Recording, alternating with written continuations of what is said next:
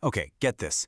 What if I told you that some of the biggest, thorniest paradoxes in modern philosophy, we're talking time travel, free will, the very nature of reality, might have been cracked almost 1,000 years ago by a monk? Yeah, you heard me right. We're going to dive into this because the ideas of an 11th century philosopher named Anselm, they are about to completely change the way you think about time. So first up, let's tackle a really tricky problem. Imagine a being who knows everything, who is totally outside of time and can see all of history at once. It seems like there's one tiny piece of info they'd be missing. What time is it right now? I mean, for you and me, now is the only thing that feels real, right? But for a being outside of time, does now even mean anything? It's a huge puzzle, a real head-scratcher. And then there's the big one, the paradox that has tied philosophers in knots for centuries. Let's say God already knows, with 100% certainty, that you're going to order pizza for lunch tomorrow. Well, how can you really be free to choose a salad instead? Is your choice just an illusion? Are we all just playing out a pre-written script? This is the classic free will problem. So how do we untangle these knots? Well, this is where Anselm had his big breakthrough. He realized we've been looking in the wrong place.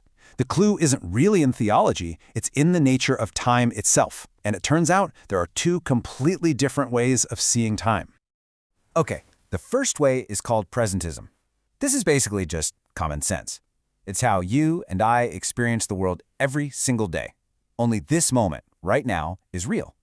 The past? It's gone, it's just a memory. And the future? It hasn't happened yet, it doesn't exist. Time is like a river flowing forward, and reality is just that single, shining point of now. But then, there's this other, much wilder idea, four-dimensionalism.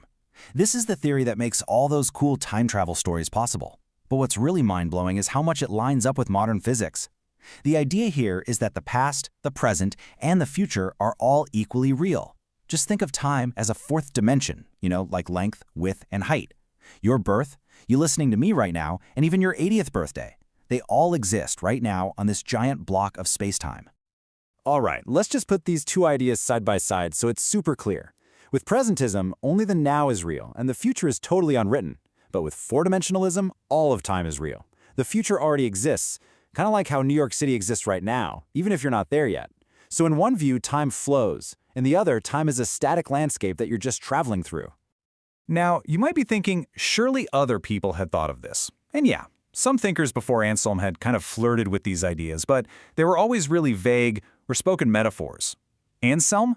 He was different. He seems to be the very first philosopher in history to come right out and clearly, consciously argue for this four-dimensionalist view of the universe.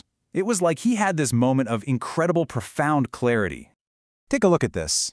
About 500 years before Anselm, the philosopher Boethius wrote that God sees the past and future as though they were happening now. You see that? That little phrase, as though? That's a huge tell. It's a disclaimer. It suggests he's speaking in a metaphor, right? God sees things like they're present, not that they literally are present. But then, look at Anselm. There's no as though, no hesitation. He just says it straight up. Yesterday, today, and tomorrow, you exist. Full stop. For Anselm, this was not an analogy. He believed he was describing the literal, actual structure of reality. All of time is equally real. And his logic for this was just beautifully simple.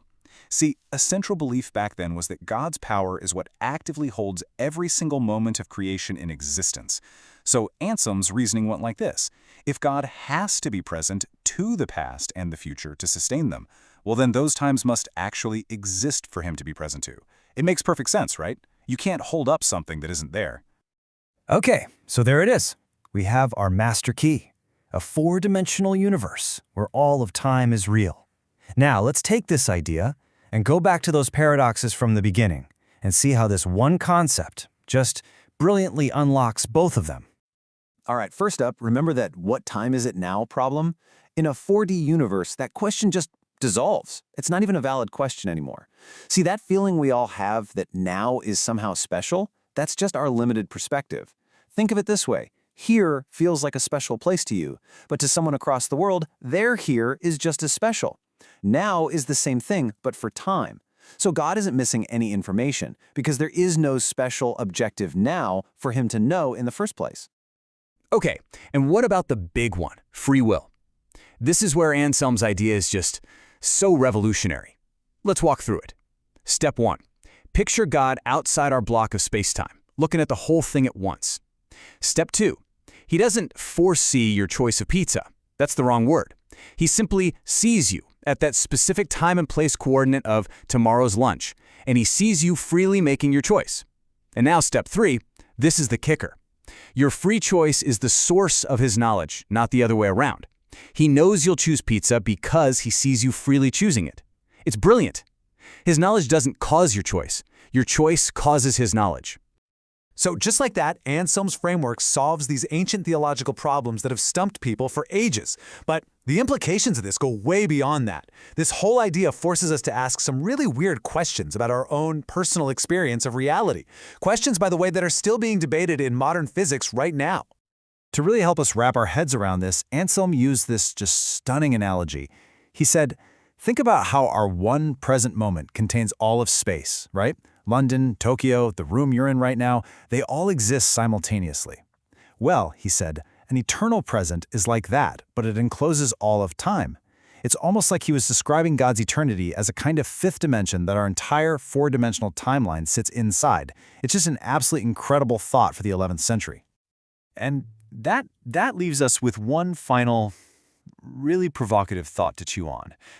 If Anselm is right, if this whole four-dimensional thing is true, and the past is just another place in space-time, then your past isn't really gone. Which means, is there a version of you, the kid opening a birthday present, or the teenager on that awkward first date? Are they still existing, right now back there somewhere in the landscape of time? Kinda makes you think, doesn't it?